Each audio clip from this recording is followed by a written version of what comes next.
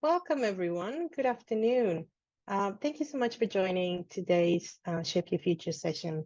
We are part of a Careers in STEM webinar series brought to you by the Australian Academy of Technological Sciences and Engineering, also known as ATSE. To begin, I would like to respectfully acknowledge the traditional owners of the lands from where I'm joining you today, in Ngunnawal country, and I pay my respects to their elders past and present. I would also like to extend that respect to any Aboriginal and Torres Strait Islander people joining us for today's session. As we discuss and share our own knowledge and practices, we also recognize the deep knowledge forever embedded in custodianship of country. My name is Laura Navarro, and I'm the STEM Careers Strategy Manager here at ATSE, and I'm delighted to be leading you through today's session. I manage the Industry Engagement Initiative at ATSE, and we're very passionate about supporting the next generation, especially in their career journey. The theme for the session today is Securing the Future Careers in Cyber. As part of this session, we will explore the career opportunities and pathways in cyber with a panel of inspiring STEM professionals who will give us their experiences, insights, and tips for the next generation of cyber experts. Many of you might be here with us today. Before we start, we have a little bit of housekeeping. We would like to remind all attendees that you have agreed to abide by ATSE's Code of Conduct, and you need to behave respectfully, including in the QA channel. We would like to remind you that this session is being recorded and will be made available on ATSE's YouTube channel in the coming weeks. We're very keen for this to be an interactive session, so please make sure to submit your questions in the Q&A box at the bottom of the screen at any point during the session today. And we will share these questions with the presenters during the 20-minute discussion part of the session. It is my great pleasure to introduce our speakers today. I will briefly introduce them now and then provide more details later on when it's their turn to present. Today, our panelists will explore their careers in STEM throughout our theme in cyber and reflect on the choices that led them to be where they are, the influence that technology has had in their career pathway, and the best practices they have developed for data integrity and safety in a tech-driven environment. Today, we have three amazing speakers. We have Anthony Canning, who is a security advisor at Trustwave and is passionate about education.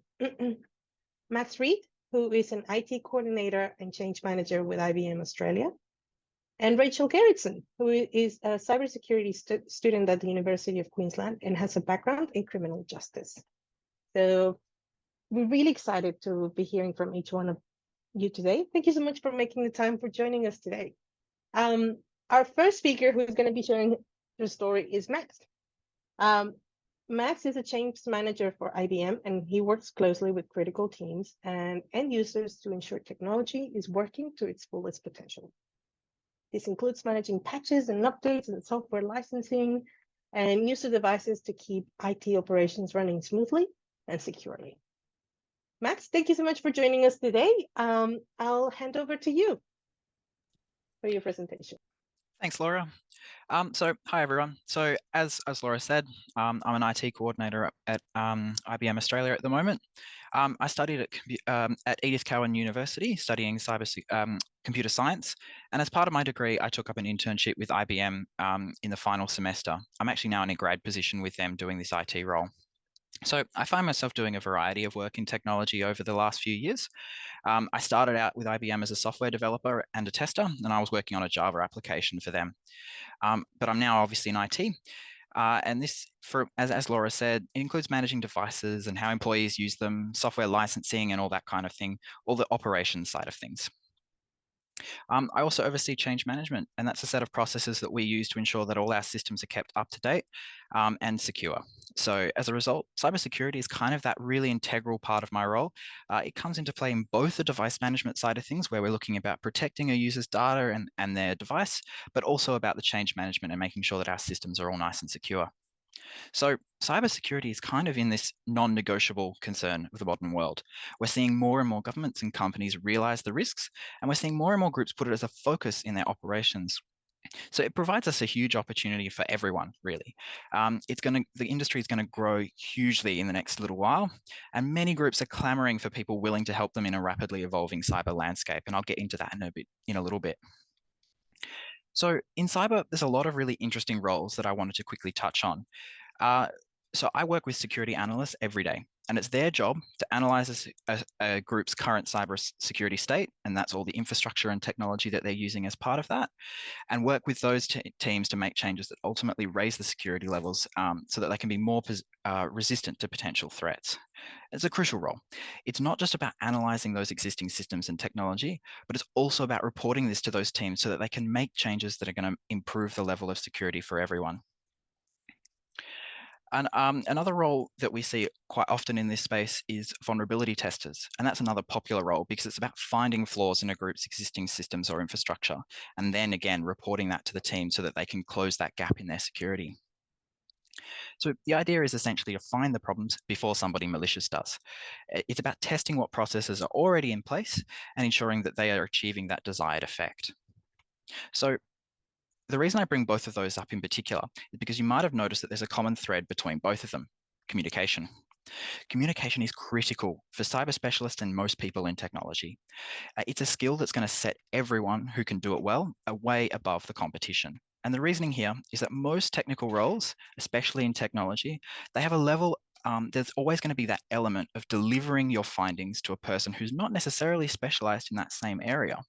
So you may even also be dealing with someone who's non-technical entirely. They don't have the fundamental understanding that you might have down the track. So you need to be able to highlight whatever you find, your opinions, your thoughts, your findings that you're digging up, and show why they are important, show why you have done that work and what's so valuable about it. The communication was highlighted to me during my initial interviews when I first started with IBM, and it was actually one of the defining factors that gave me the position that I'm in today. So the other skills that I sort of wanted to run through here, because communication is obviously not the only thing you need. The first one is being open to continuously learning and adapting to new situations.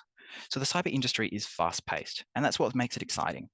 You need to be comfortable with constantly learning and being willing to and being willing to do this, because that will open so many new doors for you. And it's something that I've found a lot of value in over the course of my journey so far.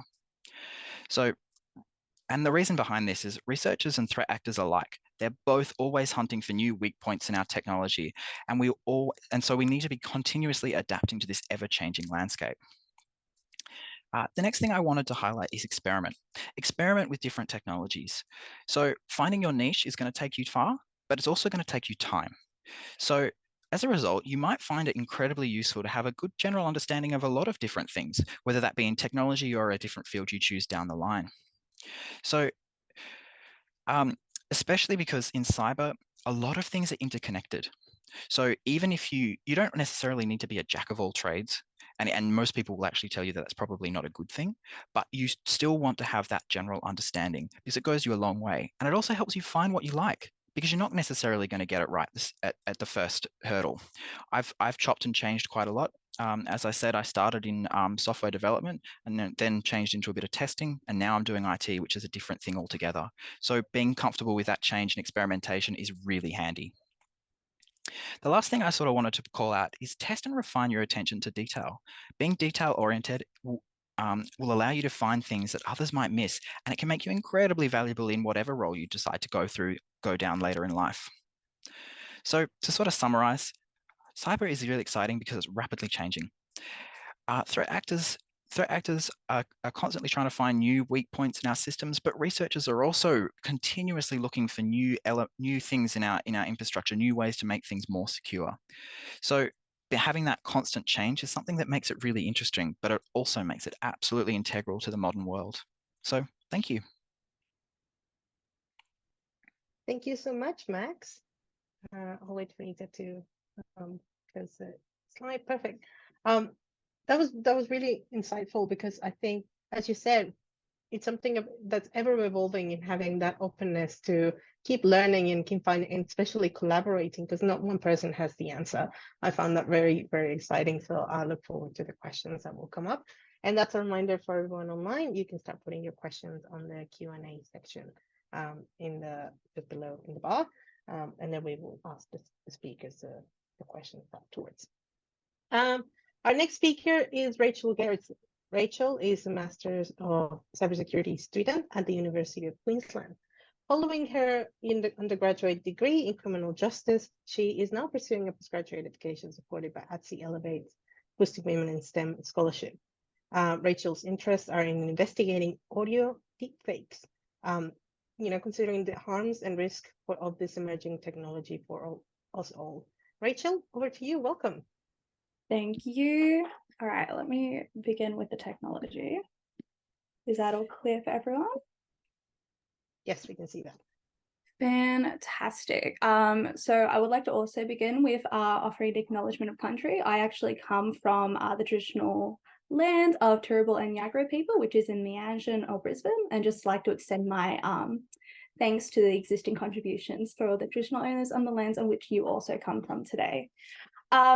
Yes, I am obviously still a student. I came here straight from high school, so I also kind of see myself as this new emerging cybersecurity workforce, but I'll do my best to kind of explain my short trajectory and kind of how that's shaped into this cyber field.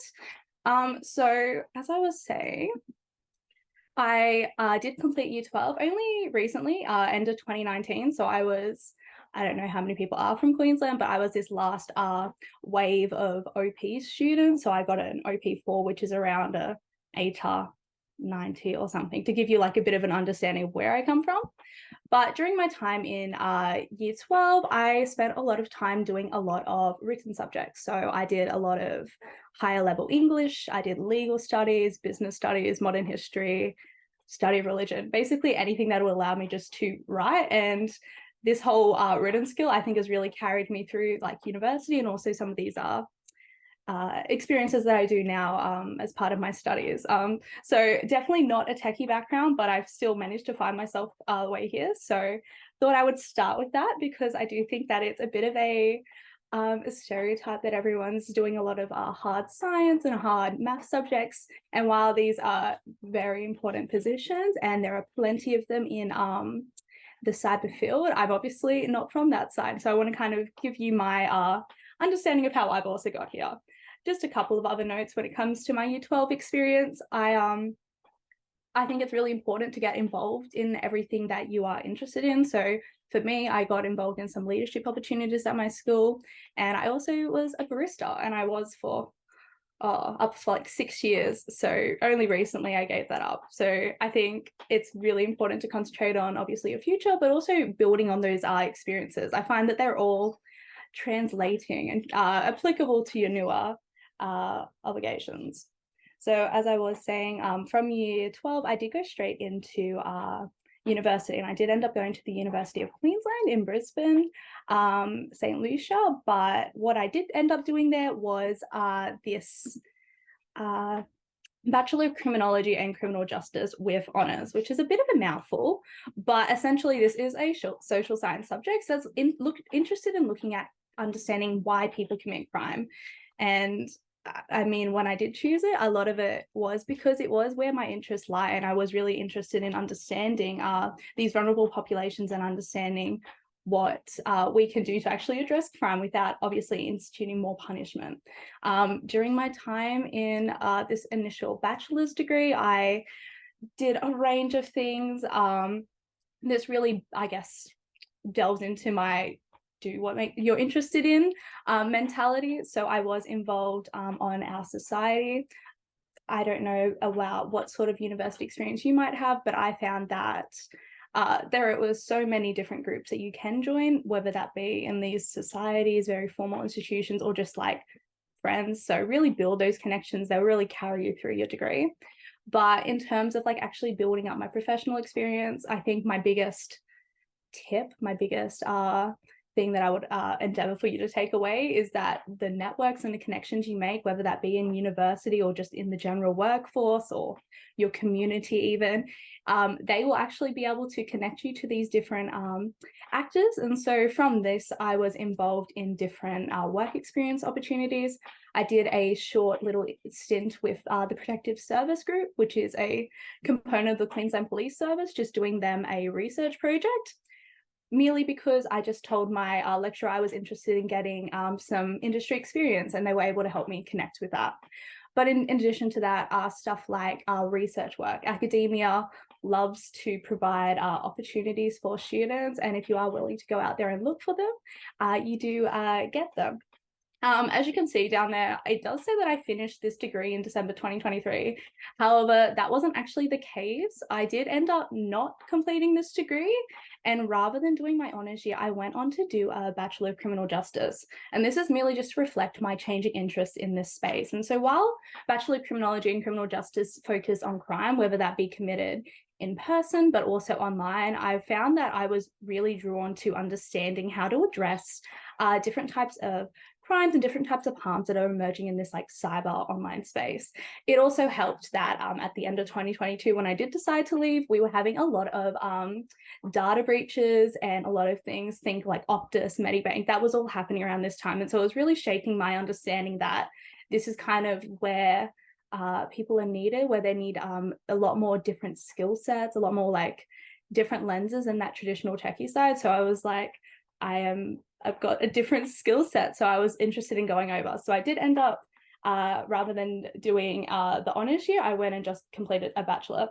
The word is just a weird university thing. They were just like, if you're not doing the honours, you don't get the word, the criminology word. So I lost that as well. I did get an opportunity to be a valedictorian. That's just, I think, my way of saying random things will occur. And while I didn't plan on leaving, obviously everything does happen for a reason, and these things just sometimes fall on your lap and you just take them in stride. So at the start of this year, I did get to start my master of cybersecurity.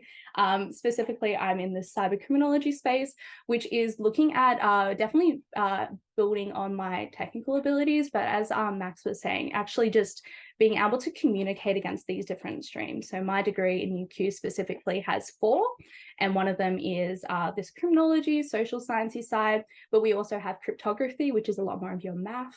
We have leadership, which is more about leading these cyber teams to be high performing, and also cyber defense, which is a lot more of your IT focus and your penetration testers and your basically any other role that you can think of in this space.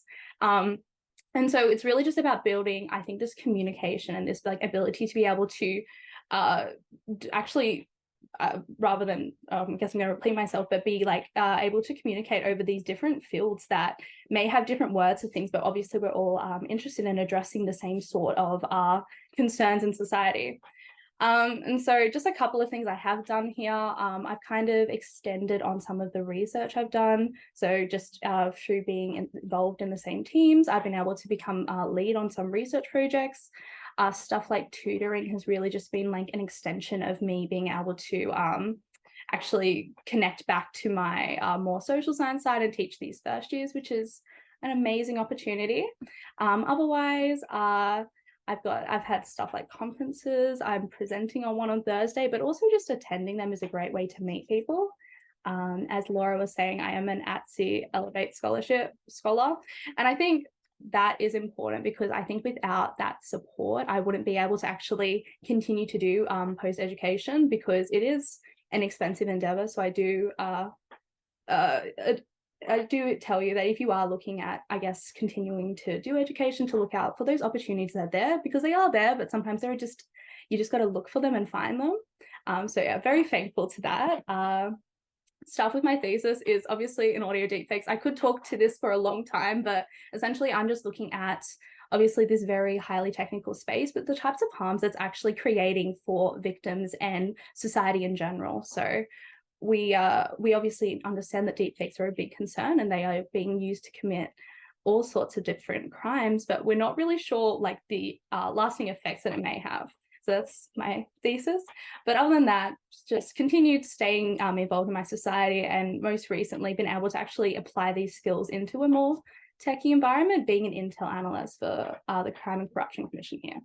But that is the, I guess, overview of like where I've been. Please like ask me questions on any of them. I've been very brief on them all, but I'm more than happy to extend on any sort of thing that is there. Thank you.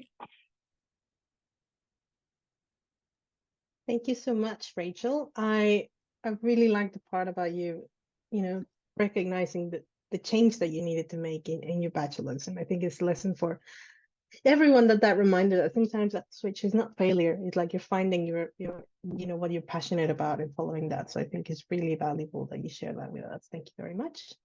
And last but not least, I would like to invite Anthony Canning to share with us. Anthony is a senior security advisor at Trustwave, managing a security service provider and cybersecurity consulting firm. Before working at Trustwave, Anthony worked at Deloitte and assisted on a major cyber threat intelligence sharing project with the Australian Cybersecurity Centre.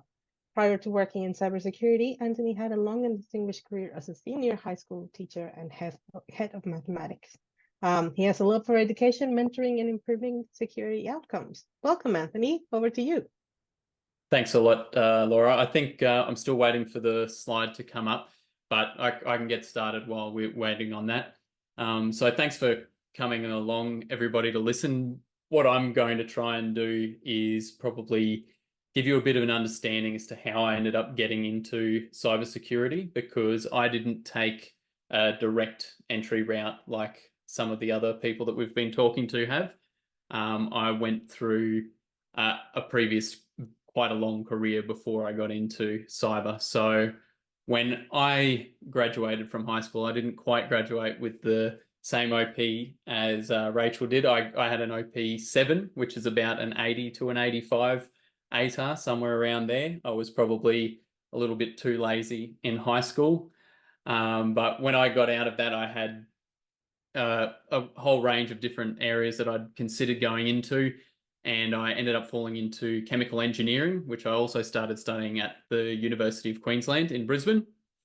After a year of that, I decided that being down in Brisbane, I'm originally from Townsville, up in North Queensland. I didn't enjoy being away from my family and friends all that much, and moved back to Townsville and started studying a Bachelor of Science, majoring in biochemistry and molecular biology. So I ended up completing that degree and then was stuck with the decision of if I should pursue honours or start a career, pursue medicine or pursue teaching. And so I decided to pursue teaching because at the time it had a really good entry level salary. Okay, so from that point there, I went on to be a senior physics, chemistry and mathematics teacher for quite a long time. Was I think about 12 years. And during that time, I was also the head of department for mathematics at my school up in Townsville. After about 10 years, I decided that I was looking for a bit more of a challenge intellectually, I suppose, because as a teacher, quite often there's a lot of challenges, but the subject matter isn't the challenge anymore. And being a bit of an academic, a bit of a nerd myself, I definitely needed a challenge and something that changed a bit more and made me think. So I had always been a big computer nerd, and I'd thought about, well, maybe I should just go and do programming. I like the idea of solving problems, finding solutions to things. So I'd considered becoming a programmer and studying Python, a few other different programming languages. And basically from that point there, I was talking to some of my friends, and my brother had been in the military, and a couple of his friends had moved into some different areas of defense. And they said, hey, if you're looking at doing something there in programming, why don't you have a think about cybersecurity? And so they linked me to a presentation that was made by the then head of the Australian Signals Directorate. And his name was Mike Burgess at the time. And he declassified a whole range of different things that were done at the Australian Signals Directorate, and like counterterrorism, stopping nation states from assaulting Australian assets and stuff. Yep, that looks great now. Thanks for that, Rachel. And so after I saw that presentation, I thought, yep, that's it, cybersecurity. I mean, let me have a crack at it. And so I signed up for a Master of Cybersecurity, and I did that through Charles Sturt University. And throughout the sort of next 2 years, I studied that while working, and I managed to complete that at the end of 2021. And during my time studying that master's, I actually made a really big point of trying to network with other people in that degree. and also by joining and going to industry events, right? So there's a lot of industry groups that are there to support cybersecurity professionals, and they often offer sort of free or heavily subsidized memberships for students. So I took advantage of that and went to all of those networking events and the professional development, and just went and talked to people and met people. And one of the people that I met in my master degree was a man that worked at the time at Verizon, which is a really big telecommunications company from the US. And then he moved over into Deloitte. And when he moved there, he was putting together a team, and he gave me a recommendation. And that's how I got my first job in cybersecurity. And I was really lucky that that job was in a really big threat intelligence sharing program that was run by the Australian Cybersecurity Centre, which was a fantastic entry into cyber for me. It got me to experience a whole range of different components of how cyber works, right? So I spent about a year at Deloitte there before I picked up a position where I am currently at Trustwave as a senior security advisor. And my work today is predominantly focused around governance, risk, and compliance. So Max at the start, he was talking a lot about sort of like vulnerabilities and a lot of the technical side of cyber. And I'm sort of somewhere in between, right? So the work that I do looks at systems and designs of systems and thinks about what's the risk associated with those? How could an adversary attack this system? And what are the weaknesses? Could we design it better? What's the risk to a business? What's the risk to an organization, right? So we look at the risk, and then we look around the structures and how all of the processes are built around that organization to ensure that that risk level can be brought down so that we can protect our assets. So that's the main thing that I do in my job at the moment. And I'd really like to tack on to a couple of themes that both the previous speakers have spoken about. And that is firstly around communication, and secondly around integration. So the biggest part of my job here is really doing that communication component. It's taking information from very technical stakeholders or individuals that are working on these systems, and then sort of translating it into normal people speak, right? So a lot of people won't understand a lot of the ins and outs of cybersecurity, but business owners, they really need to be able to understand what it all means, right? So my part of cyber is really in the middle of the technical world and the business world, or the operational world. So that's essentially what my role does at the moment. There's also a lot to do with strategy and other things there. I also do involve myself in a bit of technical things. For instance, I've continually been improving and looking for new certifications. For example, I recently, well, a year or so ago, completed my AWS Solutions Architect certification, which AWS is a cloud provider from Amazon. And I've also done some threat intelligence certifications as well. But that's, yeah, just a really brief intro and talk through of how I ended up where I am at the moment. So far, so good. Cybersecurity has been a very interesting and great career to switch to from teaching. Thank you.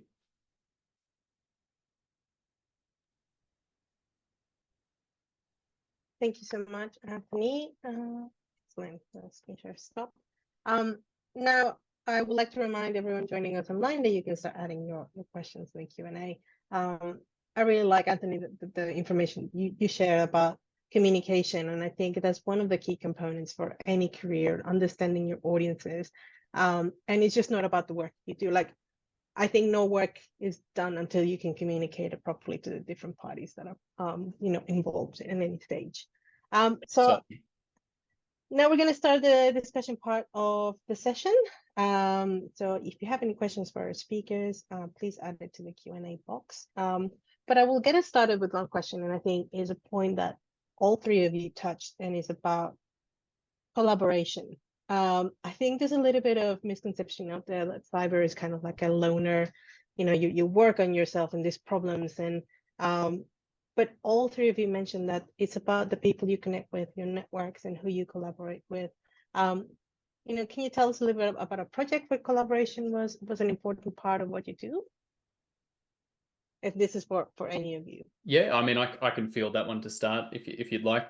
So at the moment, I'm working as a security advisor, which is essentially a consultant for cybersecurity. So I work with a range of different organizations, and every organization that you go to, they have a specific outcome that they want, right? So for instance, I do a lot of security risk assessments for new systems. So for instance, some business, maybe let's say it's McDonald's, is standing up a new FPOS system that they're going to use for payments in their stores, right? They get us to come in and have a look at the architecture of that system and look for risks that are present in that, right? Now, it's fine to find those risks, but once you've found them, you need to be able to communicate those to the relevant people so that they can go and fix them or address them, right? And to find those risks, you need to be able to talk with all of the people that have designed it, right? So you need to involve all the people that are involved in design, the people that need the systems, what the system needs to be done, needs to do, sorry. And then you need to talk with all of those people, understand their goals and outcomes that they require, then look for the risks and then communicate those risks to the people that can address them, and then help them to be able to assure that those risks have been addressed, right? So in any project to do with my work at the moment, it's all about talking to people, finding out their problems, giving them a solution, and then making sure that they understand that solution. So communication is so very important. It's not, I will say this as well, we do have people in our organization that do sit there by themselves a lot, tapping away, trying to break into systems. We do have those people, right? But then I also work with them to communicate their findings to the businesses, right? So there's from both ends of the spectrum, but at the end of the day, none of the work is going to get done if we can't communicate it to the clients or to the people that need those outcomes. Yep. Absolutely. Max, Rachel, anything to add? I think Anthony hit it on the head. You know, for exactly the same for me, in the patch management side of things, you can't work with the other teams if you can't communicate. You've got to be able to collaborate with them, work out exactly what, you know, a lot of organizations, they'll have different teams covering different elements of different things. And so you need to be able to work with them, work out what they're trying to get sorted, how you work with them to keep things up to date, keep things secure, but really collaborate with them, make sure everyone's on the same page and we're all working to achieve that different outcome, even if our priorities might be slightly different. I would only add that it kind of reminds me of like any sort of group project that I currently do and have done in the past. Like everyone has their own talents and their own things that they're best at, and it's kind of just like how cybersecurity operates. It's everyone's going to have their own thing that they're best at, but it's just about making sure you have that connection and that bridge between those teams so you can actually create a feasible project. Thank you so much. And I also think all three of you touch on, there's a creative side to cyber, because the path is not straightforward. It's not like you go, and just off the top of my head, you go into an engineering degree, and you know there's certain kind of information. The cyber is always evolving. You have new problems, new collaborators, new parties to it. Do you find that exciting, that you get to be a co-creator of the journey? Yeah, definitely. One of the things that I really enjoy is probably one of my favorite things that I do is actually put together strategies for organizations, and having some sort of ownership over the way that an organization, well, you advise them to. What they do at the end of the day is up to them, right? But having some sort of input into how you think that they should achieve their goals, and coming up with a way of doing that, and timelines, and where they should be directing their resources, I find that really fulfilling. I really enjoy that component of it. And again, to that concept of like creativity, right? Especially in offensive cybersecurity or red teaming, where we look to break systems and see how attackers might do things like that. Being creative is so important, right? Like that's the only way that you find novel and new ways of breaking systems, right? Because the way that adversaries get into systems is using them in ways that they weren't designed to be used, right? And you have to be creative for that. So I think some of the people that if you may be trying to break systems at your school, hack into things and stuff like that, well, offensive cyber is probably something you might enjoy, but that's somewhere that you can positively put that sort of creativity to use as opposed to negatively. Rachel, anything to add? Not really. I think just like building on that point, like you as the people who are defending are always going to be behind the like offensive team and the attackers essentially. So there is like a high degree of creativity that's needed there, and that's why you do see a big push for these interdisciplinary teams that aren't just solely your offensive hackers, but also people thinking about how to actually like for instance, I look at like, okay, we obviously can create all these defenses, but how are we going to actually address the people who are doing the defenses to begin with? Is about recognizing that there are different ways to look at it, and if we are going to, I guess, try and be successful in this battle between both sides, there is some degree of creativity that's needed there to actually achieve that. Yeah. And I'm gonna build on that and ask you, Max, a question. You know, rather than a degree in cyber, are there any careers that can, you know, be part of that sort of teams that contribute to these solutions? Yeah, absolutely there is. I guess to start with, in still the more technical areas, what I was doing is also part of that, right? So I did a more generic degree in computer science and started as a developer, where you're still working in the cyberspace in some capacity because you're still working together with those cyber teams to keep things secure and implement systems in such a secure way, as sort of Anthony was talking about with his McDonald's example, right? But you can also go down the IT path to stay technical again, where that's literally an ongoing conversation with cyber. You're basically keeping it front and center with everything that you do. But you can also go the sort of more non-technical route, where we have a lot of project managers and things like that, who they still need that general understanding of cyber to work out what's going on and best understand that the teams that they're working with to make sure that all the outcomes that they're working towards are going to get achieved while still keeping cyber front and center in all the concerns.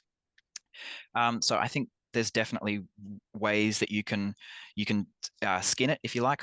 You don't need to focus on cyber specifically to get involved in cyber. There's so many different areas where you're going to touch it at some point anyway. It's one of those things where it kind of comes together for so many different areas.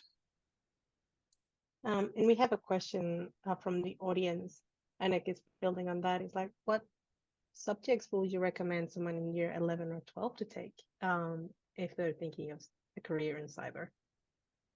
Anthony, we'll start with you. Yeah, so I can jump in on that one. So obviously, having been a teacher and given people advice on this for a long time, going back to what Max said, there's so many different areas of cybersecurity, right? And depending on which area you want to get into will determine what subjects you would probably choose to do. So for instance, practically none of our penetration testers have university degrees, right? They all have just real life experience where they've played around with systems, done things like hack the box, and actually just gotten certifications on specific technologies, right? So they never actually went to university, and that's fine because the predominant part of theirs is to muck around with systems and see if they can break them, right? So people that go down that path don't need to go to university. And even people in like a SOC analyst, a security operations center analyst role, they don't need to have a university degree always either. They're probably better off having real life experience with those things. So just playing around with network administration and things like that are probably the best ways of getting into those areas. If you wanted to be in my area of cyber, which is very heavily communication, policy writing, all of that sort of stuff, yes, going through university is probably a good idea. If I was in year 11, if I was going into year 11 and 12 at this point in time, if I wanted to go into a very technical role, I would probably recommend you to do the maths subjects and probably like your information technology subject or the information programming technology. Getting a hands-on education around programming would be really important if you wanted to go into that area. If you wanted to go into the area that I'm in, I would still recommend that you should do at least a reasonable level of maths, okay? Because we do need to understand statistics and a few other things like that. We probably don't get into all of the matrices and all of that stuff, but you need to have that, and a good level of English, I would say, is the thing that's definitely required if you wanted to be in my area. I'd say that's the two real prerequisites. Aside from that, if you're really wanting to get into a good course, you obviously want to get a good ATAR, right? So I would then pick probably the remaining subjects around what you think you can do well and what you find good for you. But it's just mainly those two: a reasonable level of maths and definitely the ATAR English. Wonderful, thank you very much. Rachel, you're studying audio deepfakes, and that's going to be a trend that is going to be continuing from, the alert systems that we use to rely on information from videos to. Is there any recommendations that you can get, like even if someone doesn't want to get into cyber, so they're cyber literate, and build those skills? Because I think that's important for everyone. Yeah, okay. I guess in my halfway through my thesis, what I am really finding is that there isn't a huge understanding around this area. I think there's a lot of interest in it, obviously, because you can look at cool videos of like someone who's dead, like, performing live ballads. There's a lot of interest in the types of creative opportunities in this space, but there's also obviously a lot of fear because you can get someone to say something that they've never said before, and so there's a lot more disinformation in this space. A lot of, I think, the way that people want to address this is not really realistic at this time, because it is a lot more about just trying to stay ahead on this technology. But as we were saying with cyber, you are always behind if you are trying to detect rather than create this. So there is, I feel, if I was to say like two important things, one is like actually educating like yourself on kind of what to expect. A good rule of thumb is to like take a beat. Like if it doesn't make sense, it probably doesn't. So just trust your own instincts.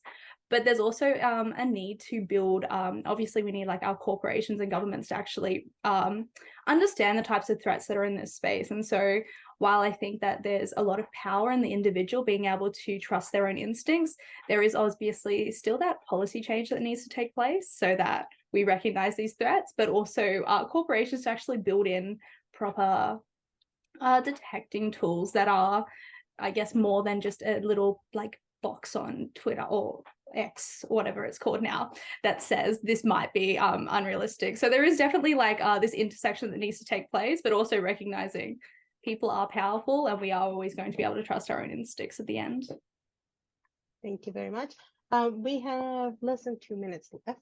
So I would like to invite you to, in one sentence, if you could talk to your high school self, what advice would you give to yourself now, knowing what you know about your career? And can I start with you, Max? Sure. Trust the road, I think. When I graduated, I didn't have a huge plan in mind. I just jumped into computer science and said, oh, I'll find my way. And while having that end goal of, okay, well, I'm going to do computer science and that's where I'm going to go is important, being happy with the bumps along the way and being happy with just finding your feet and taking the opportunities as they come, sort of what Rachel said during her time there, is really important. You will be amazed at what different doors open just by being comfortable with being opportunistic when you need to be. Rachel? Mine is everything happens for a reason. You're going to face a lot of, I guess, struggles. Like I've only recently just faced like a massive rejection, but there's always like an opportunity to build on that, actually learn from it, develop relationships, and use it to do better in your next endeavors in life. Beautiful. And Anthony?